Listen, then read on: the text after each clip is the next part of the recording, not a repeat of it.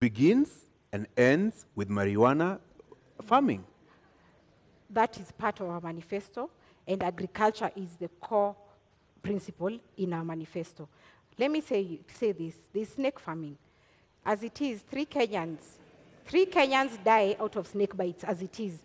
And we have a law called Wildlife Conservation Act 2013. And this gives us the option of having this snake farming as an income-generating activity. So even if you go to KWS right now, the law is there. Ours was just to amplify that voice and give options. Like I was saying, 3 people are dying every day because of snake bites. And why? The antivenom we import in this country is from South Africa and India mainly. But there are over 3,000 species of snakes in the world. So maybe the snake that will bite you didn't have that antivenom. And if it's antivenom, one vial goes for 13,500. And you need between 5 to 10 vials ndio upone hiyo kumwa na nyoka. So ideally utakuwa na 135,000 ya kupona hiyo snake bite. What is our agenda? Our agenda is to look at what we have. We have snakes around. One, we'll have the venom industry.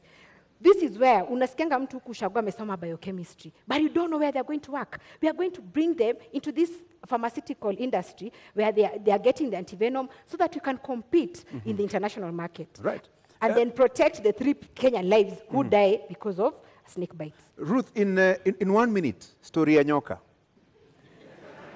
Story ya nyoka ninasema for our government, Agano Party, we cannot deal with snakes surely. Tutafunga kwa compound ama ni kuku tutaweka surely. Ndio tupate mayai. Then again, how much do we have to wait for this venom itoshe ndio Wakenya waweze kupata medication, whereas we are going to start, probably, if at all they get the chance to lead from 10th, tutaanza kurea from 10th, ama tuko na za kutosha Kenya. What business do we have putting in snakes here? We have amplified what is there. There is a law, Wildlife Conservation Act 2013. Today is 2022, so it's been there for a while. And it gives this leeway for wildlife snake farming as an income-generating activity. Let me tell you, our idea is making Kenya an export hub, putting money in the pockets of Kenyans. Ndio tunapata ile foreign exchange tulikuwa tunaambiwa tukiwa shule, ati Kenya is earning foreign exchange from wherever. So yetu ni ya kwamba, let's get other alternatives, income-generating activities for Kenyans and to sustain our export manifesto. So how much venom do we need, probably? Like I say, do the math. 1 vial goes for 13,000. You can check, you can Google. 1 vial goes for 13,500. If we do it locally, we are going to lower the cost. And remember, even your government, if you win, is going to incur the cost of importing antivenom. So why not have our own here so that we can lower the cost and save the lives of Kenyans as we create an industry for this venom thing. There's someone at home amesoma biochem. Me unaonanga ma pharmacist sijui nani. They only sell in chemists. There is no employment. Our target ni kuemploy everyone. Mwenye amesoma asiregret. Mwenye hajasoma kuko na hizi zingine economies anaweza invest in. So yetu ni kuweka pesa mkononi. Na Justina, ni baki kwako kabla kurudi kwake, na una muda wa dakika 2 kuweza kujibu hili. Kwa yule mtazamaji au mkulima ambaye anakutazama sasa hivi, imekuwa vigumu kwake kulima mahindi yake au kahawa yake, majani chai na kusafirisha nje. Itakuwa vipi kwake ukianza kumwambia sasa tufuge nyoka tusafirishe sumu? Kama hawezi kusafirisha mahindi, ataweza vipi kuuza katika soko la kimataifa sumu ya nyoka, fisi? Haya, niseme hivi. Bangi, nyoka already kuna frameworks na ziliwekwa 2013, tutafuata hizo. But bangi, ile challenge mkulima sasa yako nayo, tukaangalia kama ni farmer, kuna watu wanaitwa KTDA au coffee board au wote. They come here, they take your produce, they go sell it and then come back to pay you. Many times wanakuja wanakuambia, you even you owe us. Unaona? And that is why farmers wanakasirika wanasema, hii ni ya nini? Our idea of marijuana, because this is fresh, snakes is in the law. Idea of marijuana is we are going to cut down these brokers, these KTDAs atuataki. Hii tunasema buyer representative anakuja kwa gate yako. If you've sold 50 kgs, we are going to ensure ananunua according to the price, market price. You're given your money cash, as opposed to venye KTDA inapatianga farmers annually. This farmer needs to educate their children, anataka kusustain maisha yake. That is why farming is no longer lucrative.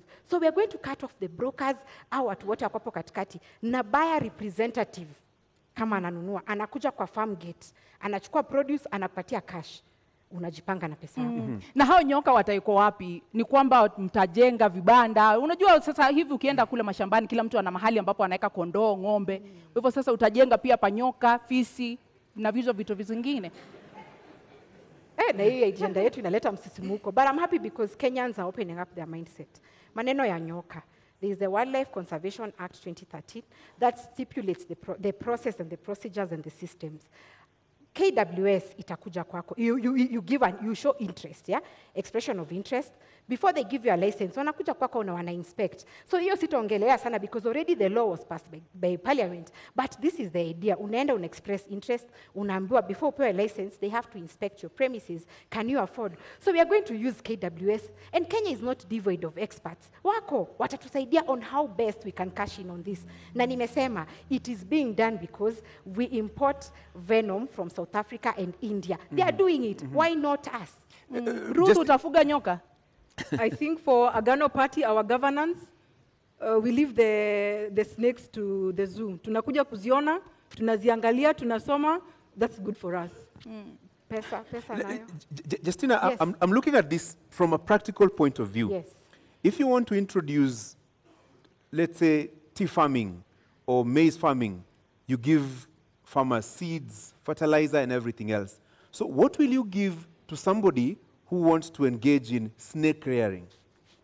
What will we give? Yeah. Like I said, Gashori, the law was passed in 2013. KWS, we are not doing it at as Justina or Professor Wajakoya. No, there are regulations in place.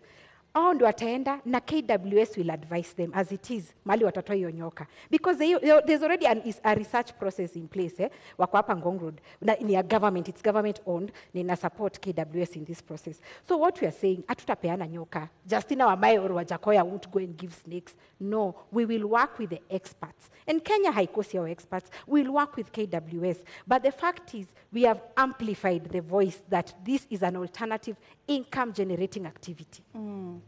Una la kuongeza kabla tu? Naona KWS wako na kazi mingi ahead of their government, ya fisi na ya nyoka. For us, we are safe again. We leave them in the zoo. They were expecting, the law is there, the Wildlife Conservation Act 2013. Those were just my remarks.